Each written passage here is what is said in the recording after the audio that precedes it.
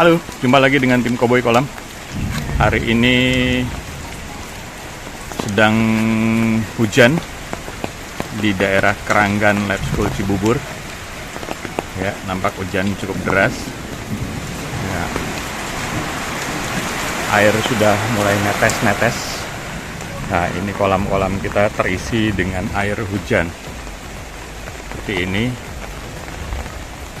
Masukkan air hujan, ya. Katanya memang air hujan berbahaya buat ikan, tapi menurut kami tidak demikian. Nah, di sini kolam kami yang kemarin baru dikuras, yang kemarin berisi gurame dengan nila, hari ini terisi dengan air hujan, ya. Seperti itu, air hujan sumbernya dari atas sana masuk ke dalam kolam, mengisi kolam-kolam ini. Nah, lantas apakah airnya nanti dibuang? Kita tidak akan membuang air hujan ini.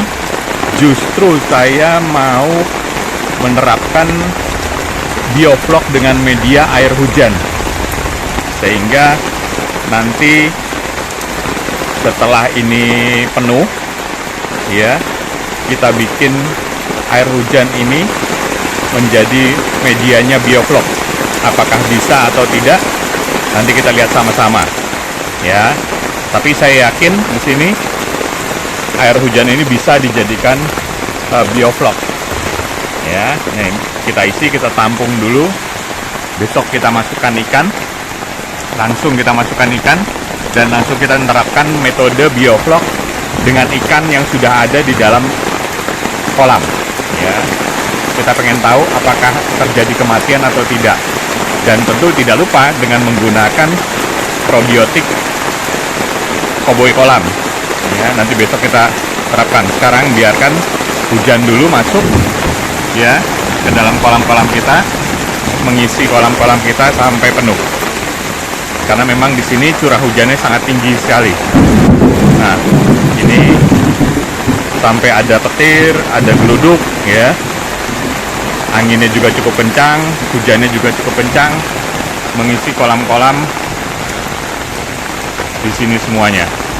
Kita tunggu hujan mengisi kolam kita. Besok kita sudah mulai masukkan ikan karena airnya sudah cukup lumayan dapat.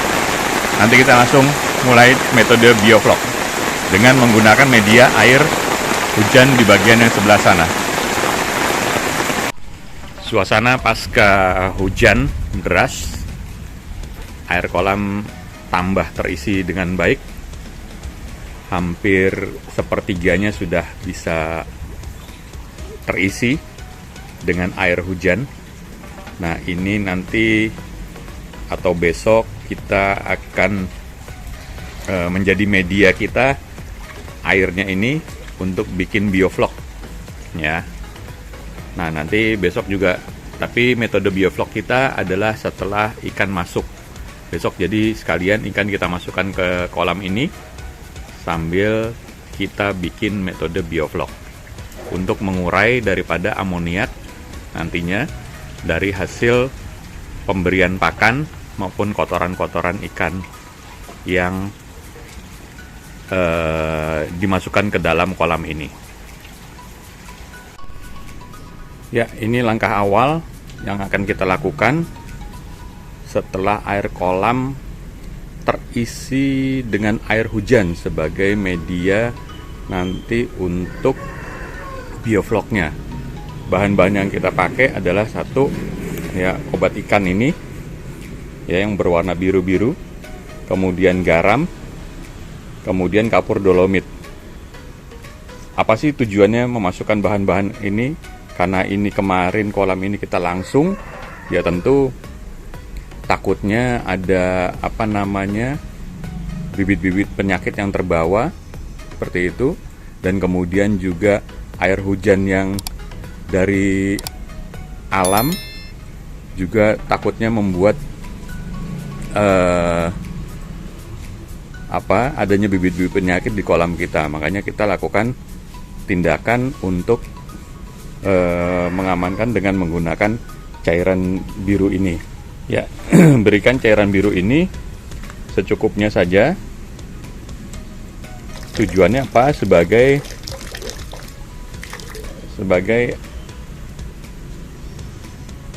antiseptik juga ya. Ya, mematikan bakteri, kuman yang ada di dalam kolamnya nanti. Seperti itu. Ini kita masukkan dulu.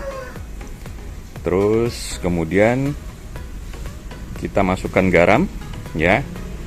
Garam seperti ini, tabur saja, nanti juga akan teraduk dengan sendirinya, jadi nggak usah takut ya, seperti itu.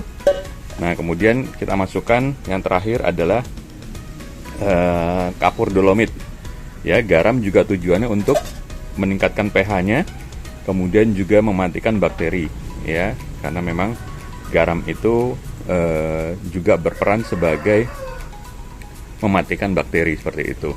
Nah, kemudian kita juga masukkan juga kapur dolomitnya ya. Langsung saja kita masukkan, cukup seperti ini ya. Ya, dah, bahannya cukup itu dulu. Nanti air kita masukkan ikan. Setelah ini kita akan masukkan ikan dan kita biarkan dulu selama kurang lebih sekitar 3 sampai 1 minggu.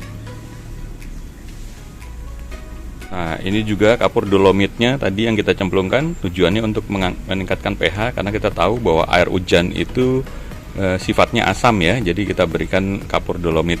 Nah, ini kondisi air yang tadi kita berikan zat-zat, berikan tadi bahan-bahan tadi. Nah, ini mulai teraduk-aduk oleh aerator ya sampai ke sana. Nanti tinggal biarkan aja biar merata sendiri. Nanti juga sudah bisa merata karena memang diaduk dengan menggunakan aerator. Kita tunggu nanti siang, kita baru masukkan ikan.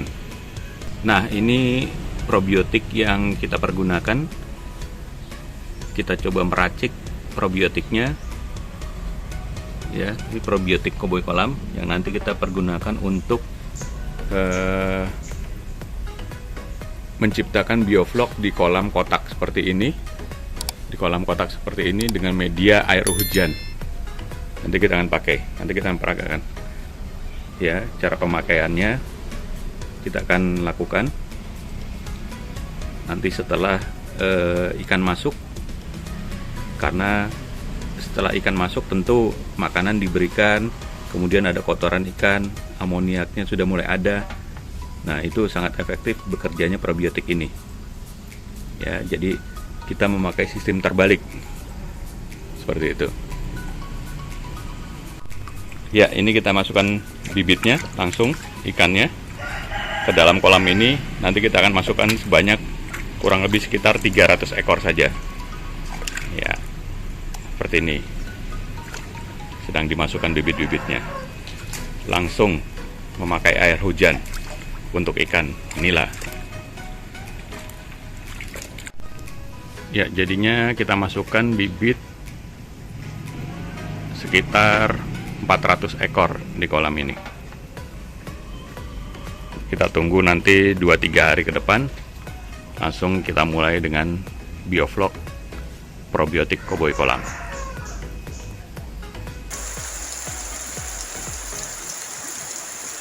Nah, kembali hujan lagi di sini ya, karena curah hujannya tinggi di daerah Keranggan Cibubur.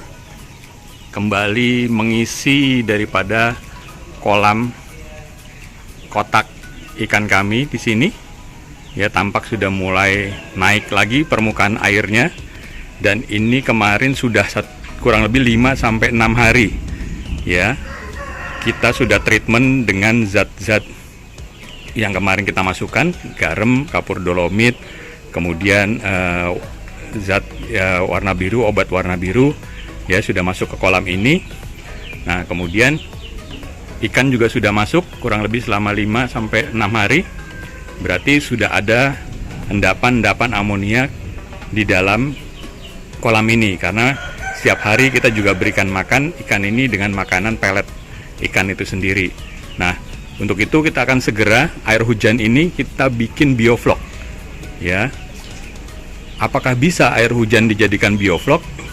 Nanti kita lihat. Kita siapkan bahan-bahannya. Yang pertama adalah ini molase, ya.